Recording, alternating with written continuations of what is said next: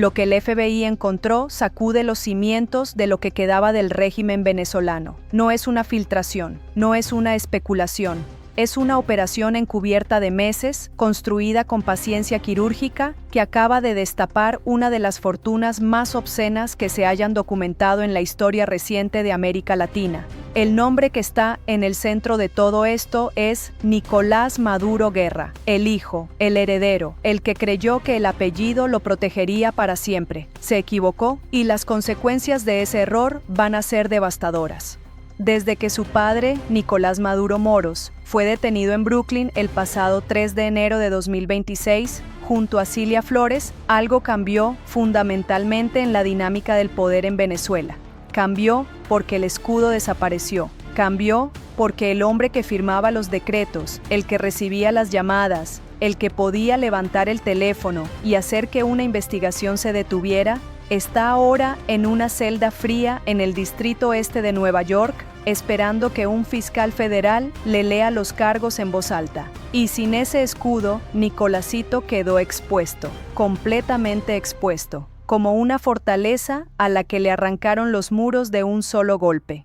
Lo que el FBI destapó en las últimas horas no es una cuenta bancaria, no es un apartamento de lujo, es una red construida durante años con capas y capas de empresas fantasma, testaferros, operadores financieros en 4 continentes y activos distribuidos en jurisdicciones diseñadas específicamente para que ningún fiscal del mundo pudiera seguir el rastro. Panamá, las Islas Caimán, Turquía, Suiza, 4 nodos de una arquitectura financiera que, según fuentes cercanas al proceso, supera los $3.800 millones en activos totales identificados hasta este momento. Ese número lo tienen que dejar reposar un segundo. $3.800 millones, el hijo del hombre que decía gobernar para los pobres.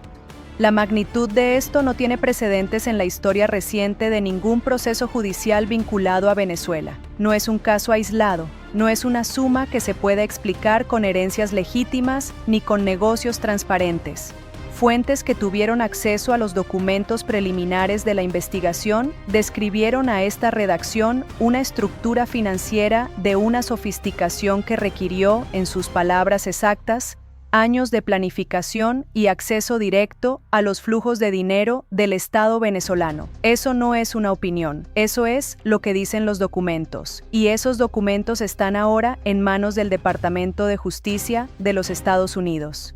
La pregunta que todos se hacen esta noche en la diáspora venezolana, en los grupos de WhatsApp de Madrid y de Miami, en los foros de venezolanos en Bogotá y en Santiago, es la misma. ¿Cuándo se activa formalmente la acusación? ¿Cuándo aparece el nombre de Nicolás Maduro Guerra en un documento judicial público de los Estados Unidos? Esa pregunta tiene respuesta. No la tenemos esta noche con fecha exacta, pero según fuentes cercanas al proceso, el mecanismo ya está en movimiento y lo que se vio en las últimas horas es la primera señal pública de que el engranaje jurídico se activó de manera irreversible.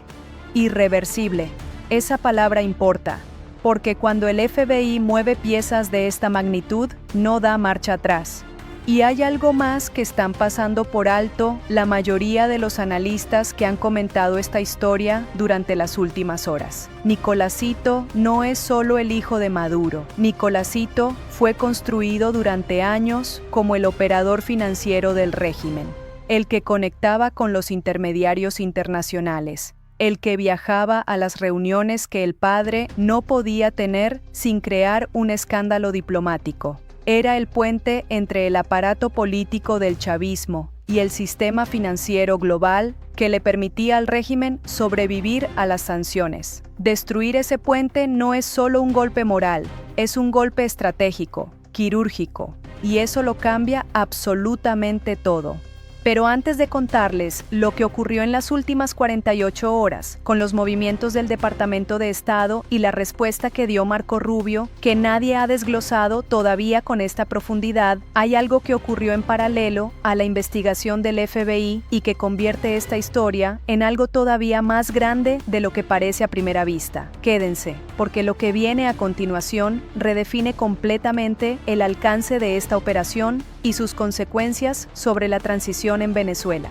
Para entender la dimensión real de lo que el FBI destapó, hay que entender cómo funciona la máquina financiera del chavismo. No es un sistema improvisado, no es un grupo de personas abriendo cuentas en Suiza con maletines de efectivo como en las películas de los años 90. Es una arquitectura diseñada por profesionales, por abogados formados en las mejores universidades, por contadores que conocen cada resquicio de las jurisdicciones offshore, por banqueros que han manejado fortunas de regímenes autoritarios durante décadas y que saben exactamente cuánto pueden mover antes de que salte una alerta en el sistema de monitoreo financiero internacional. Según documentos a los que tuvo acceso esta redacción, la red vinculada a Nicolás Maduro Guerra opera a través de al menos 3 capas de opacidad. La primera capa son las empresas holding registradas en Panamá y en las Islas Caimán, cuyos propietarios nominales son ciudadanos de terceros países sin ninguna conexión aparente con Venezuela. La segunda capa son los fideicomisos privados en Suiza y en Luxemburgo, que reciben transferencias de esas holdings y las distribuyen hacia cuentas de inversión gestionadas por gestores patrimoniales de alto perfil que actúan como si no supieran de dónde viene el dinero.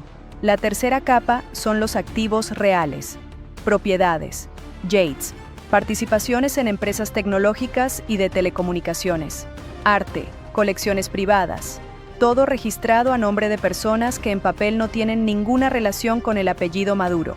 Nada de eso es nuevo en el mundo de la corrupción de alto nivel.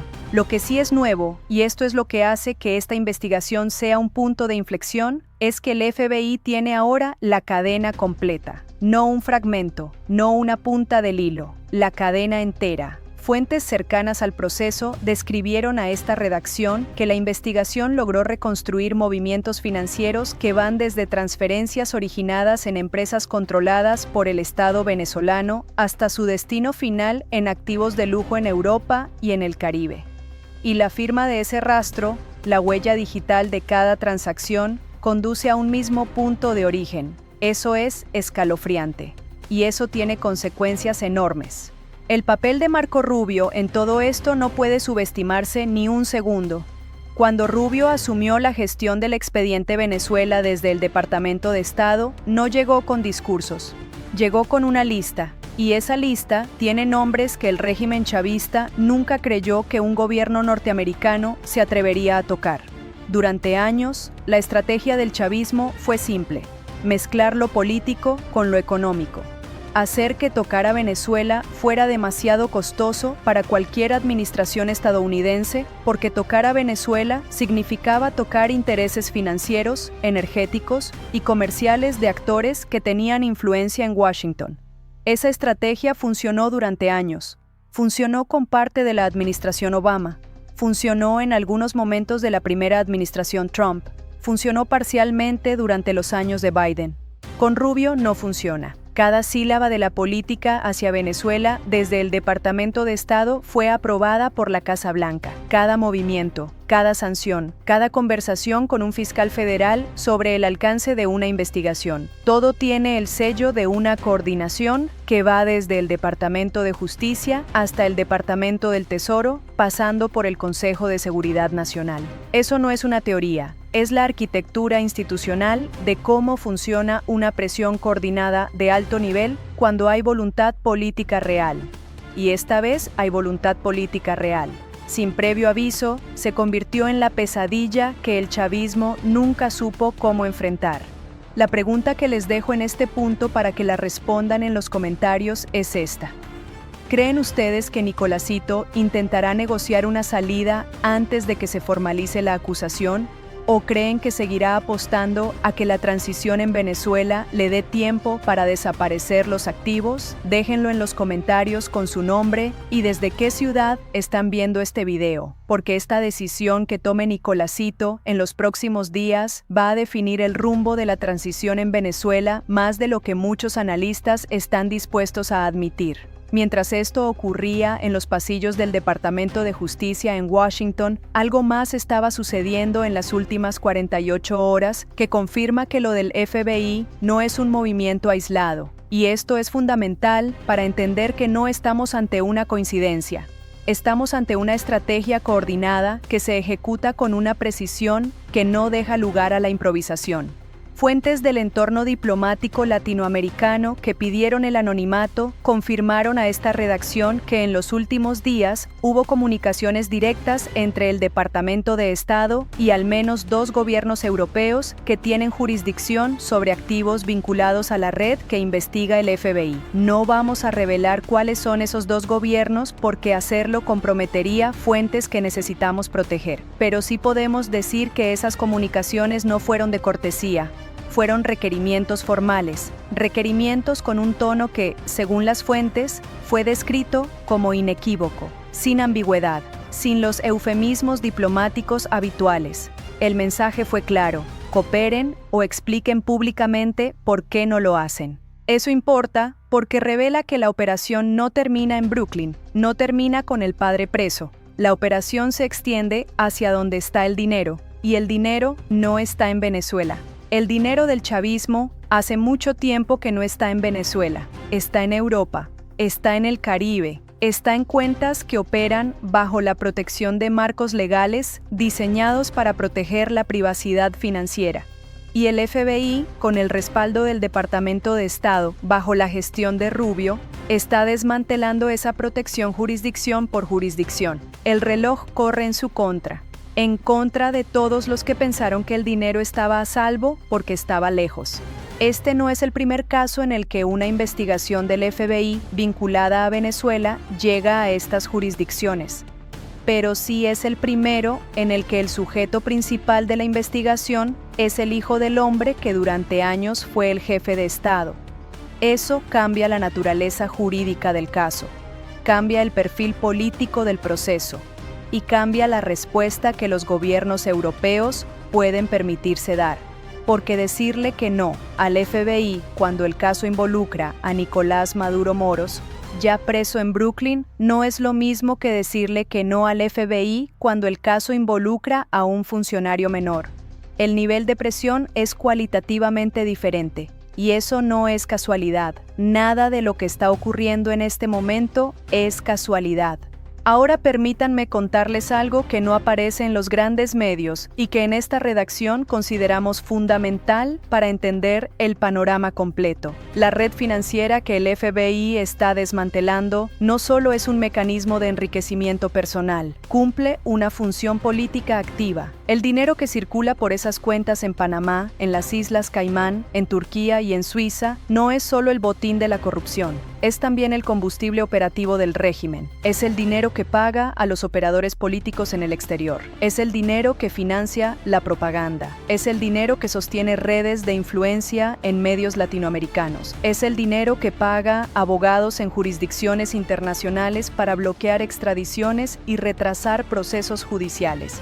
Cerrar ese grifo, el grifo financiero de Nicolásito, no es solo un acto de justicia, es un acto de desactivación estratégica. Fuentes cercanas al proceso que trabajan en el ámbito de las sanciones internacionales describieron este movimiento del FBI como exactamente eso, no como una persecución penal ordinaria, como la desactivación de un mecanismo de supervivencia del régimen. Cuando el grifo se cerró para el padre preso en Brooklyn, el hijo fue el que intentó mantenerlo abierto. Ahora el FBI va por el grifo del hijo. Y cuando ese grifo también se cierre, el castillo de naipes que queda del chavismo en Venezuela va a temblar con una violencia que muchos no tienen todavía dimensionada. Cambiemos el foco por un momento, porque lo que viene es igualmente importante y tiene que ver con una historia que esta noche duele de una manera diferente. Porque detrás de todos estos números, detrás de los 3.800 millones de dólares que el FBI está rastreando, detrás de las cuentas en Suiza y de las holdings en las Islas Caimán,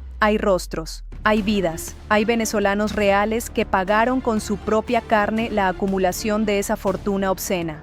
Permítanme contarles la historia de Alejandro. No es un nombre inventado para el efecto dramático. Es el nombre de un hombre real cuya historia llegó a esta redacción a través de personas que lo conocen y que pidieron el anonimato por razones que ustedes entenderán perfectamente. Alejandro tiene 43 años. Nació en Barquisimeto. Estudió ingeniería industrial en la Universidad Centro Occidental Lisandro Alvarado. Se graduó con honores en 2004. Consiguió trabajo en una empresa del sector petroquímico en Morón, en el estado Carabobo. Durante 10 años fue un profesional ejemplar. Subió en la escala de la empresa, llegó a una posición de supervisión, tenía casa, tenía carro, tenía un hijo que se llamaba Sebastián y que en 2014 tenía 5 años. En 2015 la empresa donde trabajaba Alejandro comenzó a deteriorarse. No por ineficiencia, no por falta de demanda, por corrupción. Los contratos con el Estado venezolano empezaron a pagarse con meses de retraso, luego con años de retraso. La empresa empezó a reducir personal. Alejandro aguantó 1 año, aguantó 2. En 2017, cuando su salario ya no alcanzaba para comprar la comida de una semana, Alejandro tomó la decisión que millones de venezolanos han tenido que tomar. Se fue. Dejó a su esposa, dejó a Sebastián de 8 años y cruzó la frontera hacia Colombia con una mochila y $120. Tardó 16 meses en poder reunir suficiente dinero trabajando en Bogotá, primero en una obra de construcción y luego en un call center de atención al cliente, para pagar el tiquete de avión de su esposa y de Sebastián. 16 meses sin ver a su hijo. 16 meses llamando por videollamada en los momentos que el servicio de Internet en Venezuela lo permitía. Hoy, Alejandro vive en Bogotá con su familia, trabaja en 2 empleos. Sebastián tiene 16 años y estudia en un colegio colombiano donde ha tenido que adaptar su acento y aprender a decir que es venezolano sin avergonzarse. La casa que Alejandro tenía en Barquisimeto fue vendida en 2019 por una fracción de su valor real porque nadie quería comprar propiedades en Venezuela y el dinero que necesitaba para pagar un tratamiento médico de su madre no podía esperar. Esa es la historia de Alejandro. Y Alejandro no es una excepción. Alejandro es Venezuela. Alejandro es el millón de profesionales que se fueron. Alejandro es el padre que perdió años de la infancia de su hijo. Alejandro es el ingeniero que tuvo que empezar desde cero en un país que no era el suyo. Y mientras Alejandro estaba cruzando la frontera con su mochila y sus $120, la red financiera de Nicolásito Maduro seguía creciendo, seguía acumulando, seguía tejiendo capas y capas de opacidad alrededor de una fortuna que se construyó sobre el sufrimiento de millones de personas como Alejandro. ¿Cuántos Alejandros conocen ustedes? Escríbanlo en los comentarios. No el número, el nombre de alguien que tuvieron que ver irse, alguien que tardó meses en poder llamar porque no tenía para recargar el teléfono, alguien que dejó algo en Venezuela que no se puede cuantificar en dólares. Escríbanlo, porque esos nombres son la contabilidad real de lo que el chavismo le hizo a Venezuela. Y esos nombres merecen estar en un video que habla de los $3.800 millones que el hijo del dictador escondió mientras sus compatriotas cruzaban fronteras a pie. Y sin embargo, hay una historia esta noche que duele más que todo lo anterior cuando se pone al lado del contraste. Porque mientras Alejandro cruzaba la frontera colombo-venezolana con $120 en el bolsillo, mientras Sebastián de 8 años esperaba en Barquisimeto a que su padre pudiera pagar el tiquete, en algún lugar de Europa, un joven con el apellido Maduro vivía una realidad que es la antítesis perfecta de la historia de Alejandro.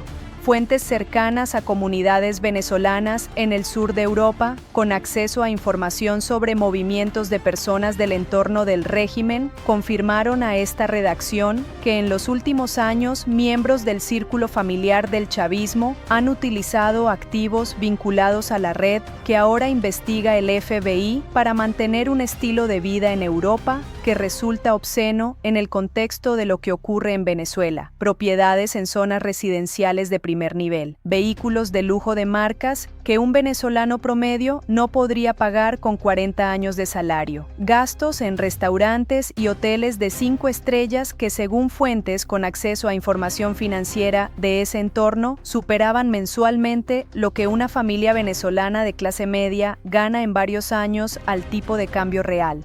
Esto no es una exageración para el efecto dramático. Es la descripción de un contraste que existe y que está documentado, aunque esa documentación está protegida por sistemas legales diseñados para proteger la privacidad de las personas físicas en jurisdicciones europeas. Y ahí está el escándalo, no solo en el régimen venezolano, también en los sistemas europeos que durante años permitieron que eso ocurriera sin hacer preguntas, sin exigir explicaciones sobre el origen de los fondos, sin aplicar los mismos estándares de transparencia que se le exigen a un empresario venezolano que intenta abrir una cuenta bancaria en España o en Alemania con documentos perfectamente legales. Quédense porque lo que viene a continuación es lo más importante de todo lo que hemos dicho esta noche y no lo van a encontrar en ningún otro medio con este nivel de análisis y con estas fuentes.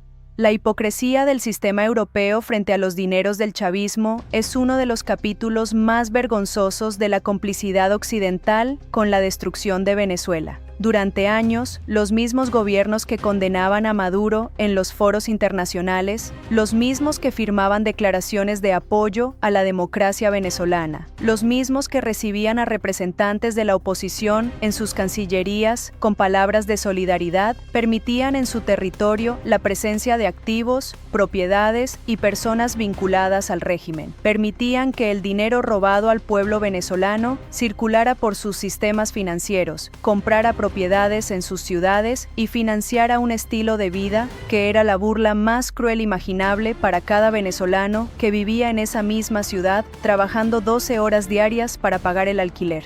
Fuentes del entorno diplomático que siguen de cerca las comunicaciones entre Washington y las capitales europeas describieron a esta redacción que los requerimientos del Departamento de Estado en las últimas semanas han sido explícitos en señalar que la cooperación en el desmantelamiento de los activos del chavismo en Europa es una prioridad que no admite dilación. La presión es real.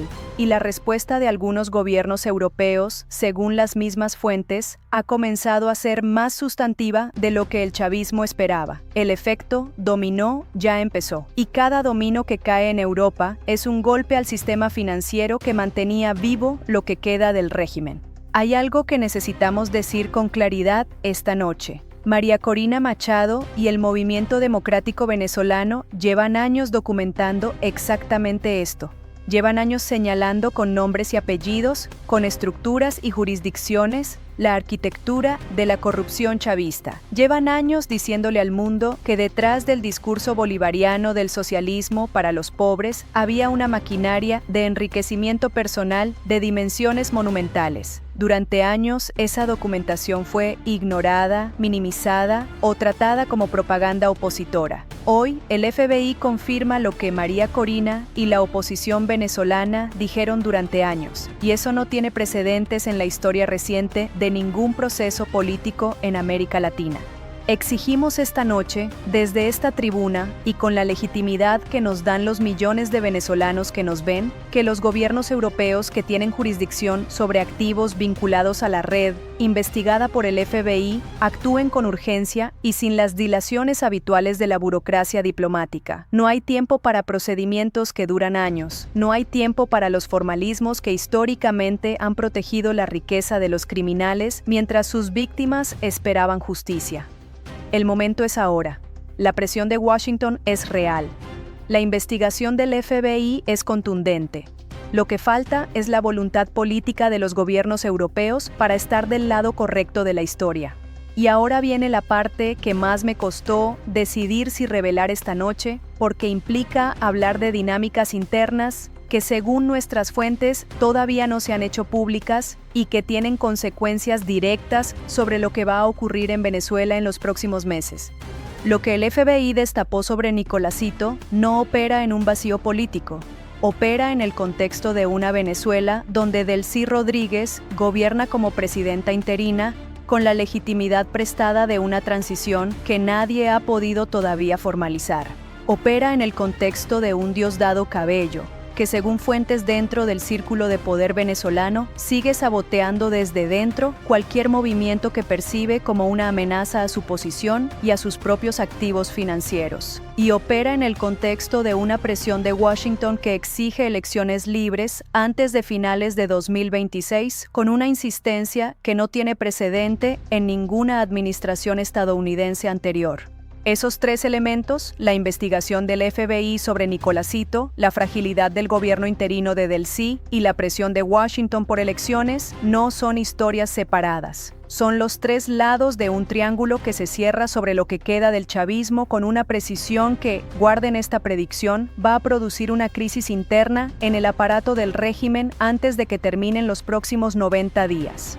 Fuentes cercanas al proceso, sin entrar en detalles que comprometan su seguridad, describieron a esta redacción una situación interna en el gobierno de Caracas que combinaba, en sus palabras, el pánico con la parálisis. Pánico porque los movimientos del FBI demuestran que nadie está a salvo. Parálisis porque nadie sabe cuál es el próximo paso y porque cualquier movimiento en falso puede terminar en una celda junto al padre.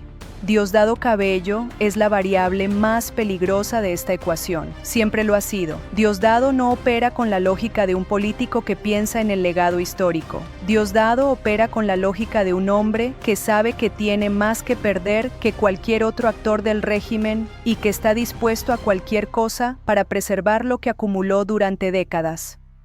Fuentes con acceso a información sobre las dinámicas internas del poder venezolano describieron a esta redacción movimientos recientes de Cabello que apuntan a una estrategia de obstaculización sistemática de cualquier proceso que pueda derivar en una apertura real del sistema político venezolano. No porque crea que puede detener la transición indefinidamente, sino porque cada semana que retrasa el proceso es una semana que puede usar para mover activos, para garantizar lealtades, para construir una red de protección que le permita sobrevivir políticamente a lo que está por venir. Pero Diosdado se enfrenta a un problema que sus estrategas internos no calcularon bien. El mismo sistema financiero que el FBI está desmantelando para Nicolásito es el mismo sistema que Diosdado usa. Las mismas jurisdicciones, las mismas capas de opacidad, los mismos tipos de estructuras. Fuentes cercanas al proceso que siguen la investigación del FBI desde el ámbito de la cooperación judicial internacional sugirieron, sin confirmar explícitamente, que el expediente Nicolásito no es el único expediente abierto en estos momentos en las oficinas del Departamento de Justicia relacionado con Venezuela. Hay más. El proceso tiene más ramificaciones de las que se han hecho públicas hasta ahora. Y eso lo cambia absolutamente todo para los que todavía creen que pueden maniobrar desde dentro del régimen sin consecuencias. Delcy Rodríguez sabe esto. Delcy es lo suficientemente inteligente como para entender que su función actual es la de una presidenta de transición que tiene una fecha de caducidad que Washington ya tiene marcada en el calendario. No en términos dramáticos ni en términos de amenaza directa, en términos prácticos. La administración Trump, a través de Marco Rubio, ha sido explícita en que el horizonte para Venezuela es un proceso electoral libre antes de finales de 2026. Eso significa que el reloj que corre en contra de Delcy no es el reloj de una persecución penal inminente, sino el reloj de una irrelevancia política gradual que se acelera con cada semana que pasa sin que Venezuela avance hacia las condiciones mínimas de un proceso democrático. Lo que está ocurriendo con Nicolásito aceleró ese reloj, porque la investigación del FBI no solo afecta al heredero del chavismo, afecta a toda la estructura financiera que sostuvo al régimen, afecta a todos los que dependían de esa estructura, afecta a todos los que tenían acuerdos, tácitos o explícitos, con el sistema de corrupción que el FBI está documentando. Y cuando esa estructura se tambalea, los que dependen de ella buscan salidas, algunos buscan negociar, algunos buscan desaparecer. Algunos se vuelven contra los propios compañeros en un intento desesperado de conseguir protección a cambio de información. Esa dinámica ya está ocurriendo. Fuentes cercanas al proceso confirmaron a esta redacción que en las últimas semanas hubo aproximaciones a instancias judiciales estadounidenses desde personas del entorno del régimen que buscan posiciones de menor exposición. El castillo de naipes tiembla, y cada temblor acerca el momento del colapso final. Ahora quiero hablar directamente con ustedes, con cada venezolano que está viendo este video esta noche, con los que están en Madrid, en Sevilla, en Valencia, en Bilbao, con los que están en Miami, en Houston, en Nueva York, en Charlotte, con los que están en Bogotá, en Medellín, en Barranquilla, con los que están en Santiago, en Antofagasta, en Concepción, con cada venezolano que salió de su tierra con una maleta y la certeza dolorosa de que no había otra opción. Este video que están viendo esta noche no es solo un noticiario, es un documento de un momento histórico. Es la crónica en tiempo real de cómo se derrumba una de las dictaduras más brutales que ha conocido América Latina en el siglo XXI. Y ustedes son testigos de ese derrumbe desde sus hogares adoptivos, desde sus cuartos de alquiler, desde las pantallas de teléfonos que compraron con dinero ganado, con un esfuerzo que ningún venezolano debería haber tenido que hacer para poder vivir con dignidad.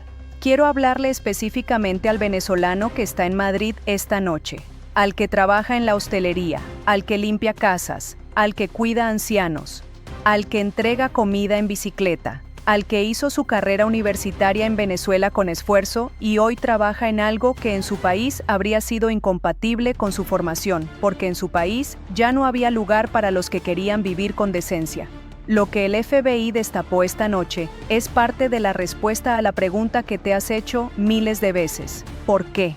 ¿Por qué tuve que irme? ¿Por qué tuve que dejar a mi madre, a mi abuela, a mi mejor amigo, mi barrio, mi idioma completo? Porque aquí el español que hablas tiene un acento que te recuerda cada día que eres de otro lugar. La respuesta está en esos 3.800 millones de dólares. La respuesta está en esas cuentas en Suiza y en las Islas Caimán. La respuesta está en el nombre de Nicolásito Maduro y en lo que el FBI acaba de destapar.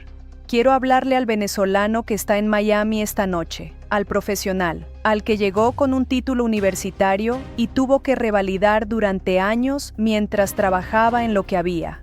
Al empresario que construyó algo nuevo en la Florida después de perder todo lo que había construido en Venezuela. Al exiliado político que lleva años en reuniones, en conferencias, en eventos de la diáspora, sosteniendo la llama de la causa democrática venezolana cuando muchos decían que era una batalla perdida.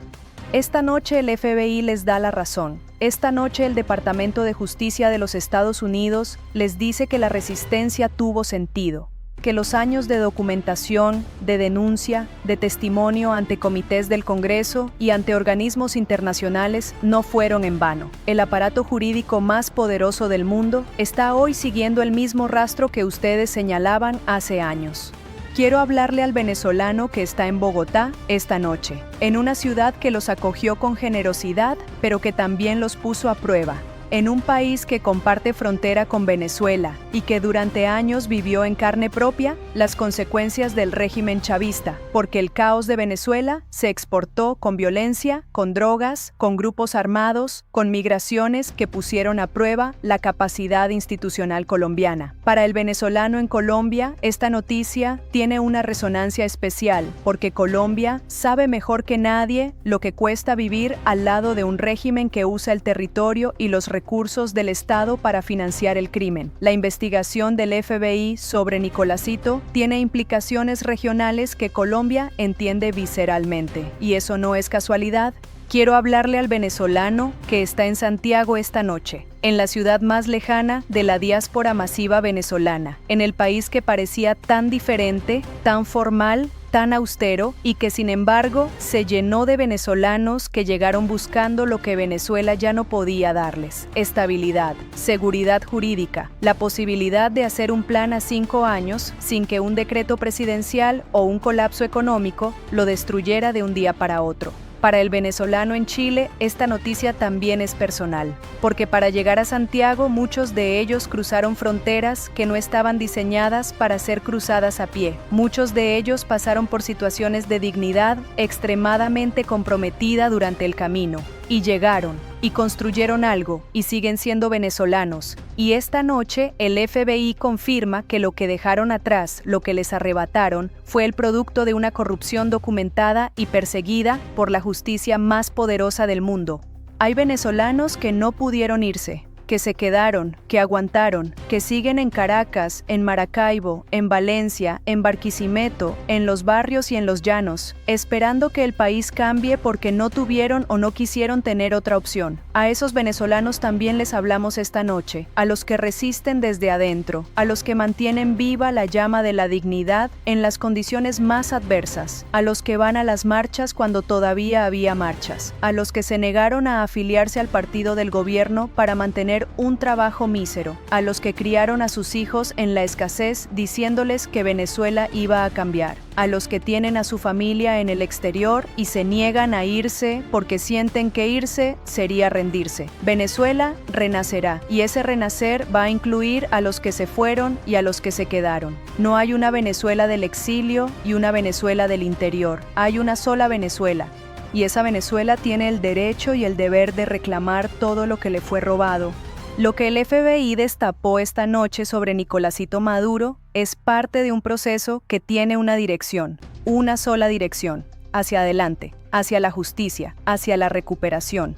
El amanecer se aproxima, no lo digo como retórica vacía, lo digo como análisis de los hechos que hemos repasado esta noche. La investigación del FBI con activos que superan los 3.800 millones de dólares documentados. La presión coordinada del Departamento de Estado bajo Marco Rubio que se extiende a jurisdicciones europeas. El padre preso en Brooklyn. El castillo de naipes del régimen temblando desde adentro porque Diosdado sabotea. Delcy maneja la transición con la certeza de su propia fecha de caducidad y los operadores financieros del sistema buscan salidas individuales.